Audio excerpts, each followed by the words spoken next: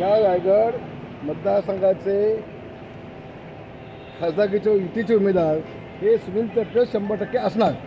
याच्या मागचे त्यांचं आपण काम पाहिलं, कार्य पाहिलं। आज संबंध महाराष्ट्रात ते राष्ट्रवादीचे अध्यक्ष आहेत आणि हे सगळं पाहिल्यानंतर 100% त्यांना तिकीट मिळेल याच्यामध्ये माझ्या मनात कुठेही संशय नाही। म्हणून आम्ही आधीच कामाला लागलेलो आहोत। जय महाराज, जय हिंद।